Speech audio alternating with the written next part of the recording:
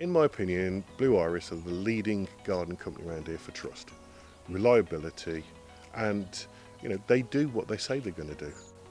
Quite often, when somebody, if they've never had a garden before, then they're probably just going to go price, and they're going to get somebody to do the bits that they don't want to have done, not taking in it's got to be the quality of service, the expertise, the ability, but they've got that level of knowledge, they've got that understanding of my garden, of each year, of its blooming time, of what things are going to look out where, even to the point where sometimes the guys will say, in effect, you don't want to plant that there, stick it over there, it's going to get a west facing wall rather than an east facing wall, it'll get the afternoon sun, not the morning, whatever. It's that type of knowledge, and then back to trust that these guys will give me, that I just know that my garden's going to look as good as it does all the time. It does.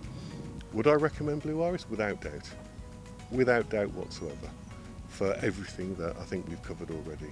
It's the knowledge, it's the expertise, it's the reliability, it's the trust, and it's the level of service that they give us.